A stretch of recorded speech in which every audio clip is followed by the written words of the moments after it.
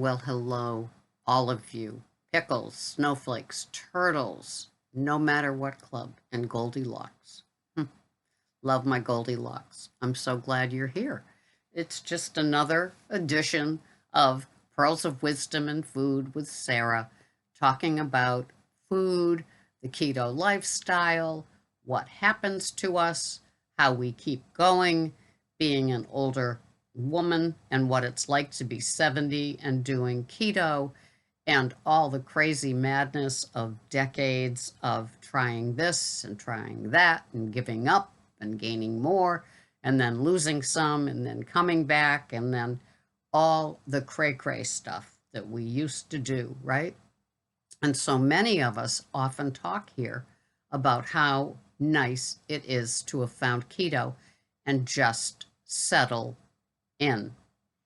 I did carnivore for a little bit, but I really, really missed my veg. I love my Brussels sprouts and my cauliflower that we cook in cast iron pots with lids on the big green egg. I love my asparagus. I love my hunks and chunks of veggies with some Bragg's dressing and Fage 0% fat yogurt as my dressing mixed on them. It's just a nice treat. I've gotten so used to what it is that I like. But I did see this cabbage lasagna. I'm not sure where I saw it, but I think you could Google cabbage lasagna and come up with the recipe where they lay down. It's either partially cooked or you freeze it and then you use the cabbage leaves as the bottom layer. And the cabbage leaves are, the lasagna noodles, and it's got the mixture of burger. I'd put burger and cauliflower in mine, and ricotta, and some spices, and then another layer, and then do the same with mozzarella. And it sounds just divine. And the way that one of the pictures that I saw of it, it showed it kind of like, with the cabbage done up like this. So it's just like this ball of, a rather large ball of it's made with 2 pounds of burger of the cabbage lasagna. And it just sounds absolutely delicious. I'm sure it falls apart when you cut it. It's not like slicing, you know, another type of pie or casserole. Maybe it does stick together. I don't know. It depends on what you mix in, I guess. And so I am looking forward to making that. As I record this, Greg is working on Martha's Vineyard. So for me, it's just I've got leftover cauliflower crust pizza. Greg announced yesterday he doesn't like it anymore, and to get him a regular flour shell for future pizzas on Saturday. So all of the cauliflower pizzas that I have in the freezer, I guess I'll just do one for mine and then his with the flour, and away we go. It's just how we go. He loves something until he doesn't, and I've just gotten used to it over the 15 years we've been together. And it's funny because, I'm the queen of the backup, so I always have plenty of the backups of things, but like as soon as he tires of it, that's it. And so it's happened a number of times since we've been together, so I know just when to. But with the cauliflower crust, I certainly still love it, so I will do it. And I put on it, I got some of this heritage pork, hot Italian sausage from a farm in western Massachusetts. So I use that. I use Applegate or another version of the uncured pepperoni, and then 3 colored peppers, asparagus, and the baby bella mushrooms. And I kind of put avocado oil on top of that. And that's my Saturday pizza. I don't eat the whole thing. I save a little bit of it, and I'll have it later in the week with like a cup of soup instead of a bowl of soup. And what's going on with my pandemic haircut here? So yeah, practicing the keto lifestyle. It's easy. I do the clean intermittent fasting. It was the final game changer in everything that I do. I don't know why. It seems rather miraculous. Why does it change when you don't have a flavor? Why does it change when you don't have a flavored coffee? I know that giving up my coffee with things in it made a difference as well. I'm not so sure anymore about any alternative sugars, be they artificial or even the, xylitol, Truvia, considered um, real, sugar replacements, but not artificial coming from a lab. I don't know.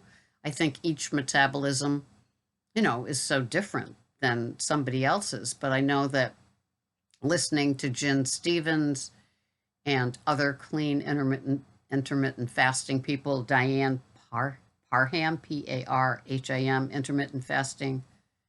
What is it? Intermittent fasting for women over 40, something like that. I learn a lot from both of those ladies. And I don't know what the difference was in giving up anything flavored. I now take my supplements during my OMAD window of eating after I finish eating instead of um, in the morning when I woke up. I probably was like, my stomach was saying, no, please don't do that on an empty stomach. But I was for years. So now I do it after I eat, and it makes more sense because the supplements are more absorbed with food than without. So that's it. I'm waiting for my Mark Sisson 2 Mad book as I record this. Um, I know that by the time this airs, I will have received it and probably done, a lot of reading on it and see what happens. I'm not changing my OMAD, not even for Mark, no matter how much he begs. Man's wild about me. I can't help it. He likes older women. What can I say? I'm not changing my OMAD. It's just such a perfectly structured thing with my day and my Instacart shopping. It just all works, and I ain't gonna fix what's not broken. That's all I say. I've been on maintenance for a while. I use the bathroom scale one time a month. I am not a scale jumper. Was I before? Oh, yes, I was. I was totally obsessed with what I weighed, as if that was the definition and mark of who I was as a person. Figuring when I died, they would put on my forehead what I weighed at death and put that on a tombstone, right? It's just crazy thinking. I still live to eat. That's just how I'm wired. And so I love putting together my luscious meals. I never tire of the same old, same old. I just, you know, love my little fresh food, my fresh veggies, my assortment. I love beef. I love pork. I love chicken. Chicken's okay. But, when I have fish, I'm doing it for good girl star on the refrigerator for sure. It's just not something, just doesn't fill me enough like a good fatty burger or steak. I love those things. I love pork with the fat on it. And so that's just how I operate. It's very simple. It's just, I do love casserole things. I do love, a bowl of veggies with like 4 ounces, 4 or 5 ounces of like chicken breast in it with the butternut squash and string beans and um, Brussels sprouts, cauliflower. What else do I put in there? I just love squashes as well. So I just keep it simple. I keep the ghee close by to add some fat to my bowls of, and also putting it on my steak and veggies on Sunday. It's just what I do, and so I enjoy. I enjoy it. I don't know if I'm an intuitive eater, um, but I know from using the same sort of plates and utensils I eat with a small fork and a small spoon and a small knife. I'm a little girl. That's my Goldilocks. Um, that it just works for me. Smaller plates.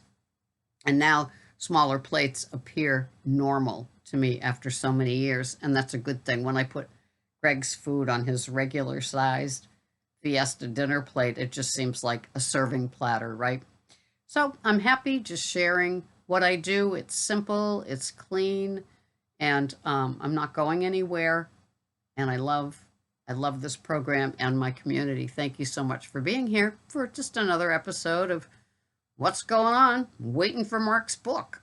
I'll see you here the next. You'd think he'd send me a copy before. Huh, but no. Anyway, I'll see you here the next time. Thanks for watching. Bye-bye for now.